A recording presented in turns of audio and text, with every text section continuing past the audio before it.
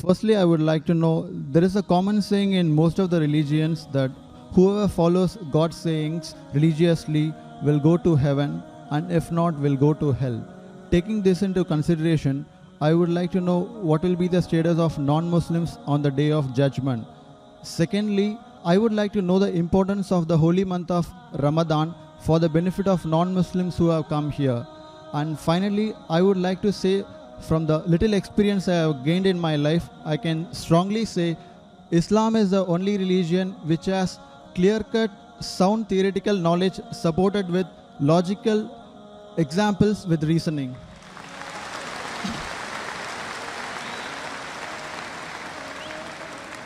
The brother asked 3 questions or 3 statements he had made.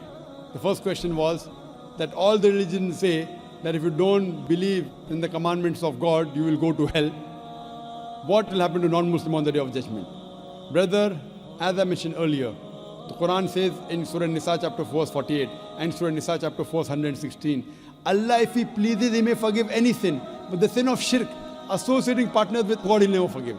So if a person dies as a non-Muslim and he associates partners with others, he believes in false gods, he does idol worship, he shall never go to heaven. Compulsory he'll go to hell.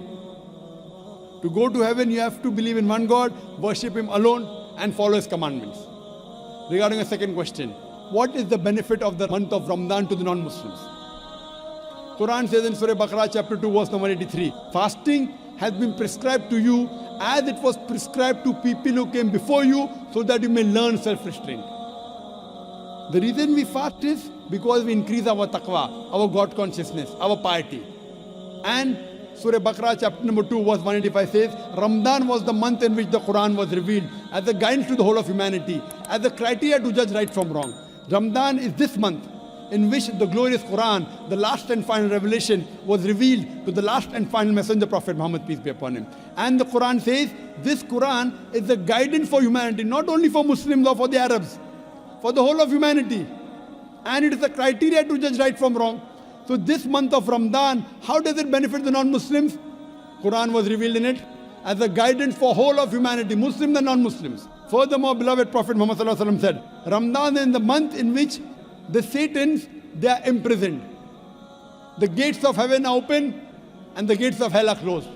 That means there are more chances you'll do good deeds. A person does more good deeds in Ramadan, the chances of him doing bad deeds is less. As far as non-Muslims, the message of Islam may go very well in the hearts of the non-Muslims, because the devil, the Satan, are imprisonment.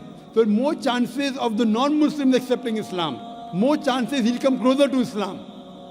Regarding a third statement, you believe that Islam has got theoretical points in it and it is backed up with reason and logic. So when you agree that Islam then rules and regulations which are backed up with reason and logic, my question to you in this month of Ramadan, then why don't you accept Islam? It is not a question of accepting Islam. For the matter of fact, I do accept all the religions, all the good things every religion is saying. So I don't have any... Brother, you say you believe in all the good things in all the religions. That means there are some bad things in some religions, correct? I do agree, strongly agree. Oh, fine. I want to ask you a simple question. What do you think is bad in Islam? Practically, I have not come across anything bad in Islam, but maybe in practice, people have... No, in Islam, don't talk about Muslim. Muslim may be bad. I'm not talking about Muslims. Okay. Talk about Islam. There are Muslims who may have alcohol, there are Muslims who may cheat. I've not come across anything bad about Islam. Very good. To be now very frank. You told me very frankly, you take good things of all the religions. You also said you know there are bad things in other religions. And you also said you don't know of anything bad in Islam. So Yeah, now in the other religions, you are good and bad. In this religion, only good. Suppose I give you 2 glasses of water. One is pure water. Other water, pure water, and 1 drop of urine. So which water will you drink? Good water, of course. Good, pure water. So this is a pure religion. Absolutely pure, without adulteration. Now, when I realize it is pure, when you are thirsty, you will drink the pure water. No, I believe it is pure, but I won't drink it. It doesn't make sense. If I want to get admission in a university, I do my survey. This university is the best. Why don't you take admission? No, I'll think about it. If you don't have the money to pay your fees, fine. University is very good, but too expensive. I can't afford the fees. Islam is free. If you agree it's the best, you have to accept it. Or maybe it's a hypocrisy. See, if I agree it's the best, I have to accept it. If you know there are no faults, that means God will question you on the day of judgment. If you agree, God gave you the message in your heart, it is the best religion, why don't you accept it? See, if you agree it's the best, it's illogical. It's illogical not to accept it.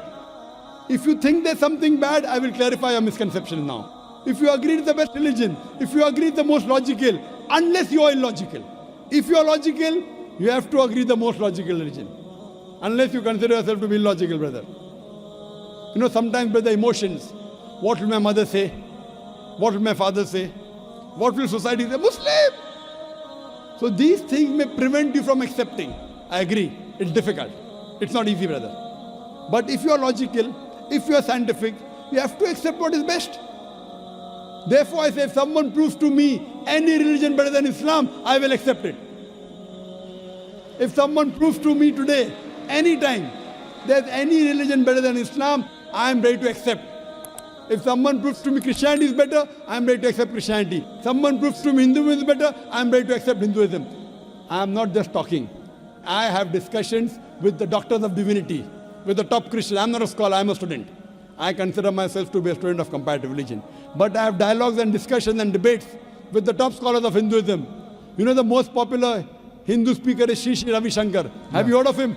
Very much. Yes, he agreed with the Quran. I'm a big fan of him, in fact. You are a fan of him, mashallah. Have you seen my debate with Sri Ravi Shankar? No, I've not seen. So you should see the debate with your hero, Yeah. Sri Ravi Shankar, Sure. and the student of comparative religion. Inshallah, if I get an opportunity, definitely. Yes, and since you agree, even he agreed that God has got no images. He agreed in the truthfulness of the Quran. Unfortunately, he didn't accept it. You know why? If he accepts, he will lose all the following. I agree. You agree. Do you have a following? Do you have a following, brother? No, I don't have any following. Very good. So what will you lose? Maybe some friendship, maybe some relatives. It's difficult. It's difficult. But if you know the truth, you should accept it. There's nothing wrong about it. Actually, so far as of now, I have not thought of about this because this is a very toughest and hardest thing in life to make. Think today in the month of Ramadan. You ask me how does it benefit non-Muslims? It benefits the non-Muslim in opening the heart towards the truth. So I request you to think it over. If not today, yet you have another 3 weeks. Another 2-3 weeks you have till the month of Ramadan. If not today, except in the month of Ramadan, it will benefit you. And inshallah, I can tell you that inshallah, if you accept Islam, all your previous sins will be forgiven. 100%. So today if you accept Islam, if suppose you die today, I can tell for sure you will go to Jannah. I am not sure about myself, but about yourself I can tell you. Because the moment a person accepts Islam, all his previous sins are forgiven. If you accept Islam and if something happens to you today, I don't know about others. Inshallah, you will go to Jannah. Thank you very much.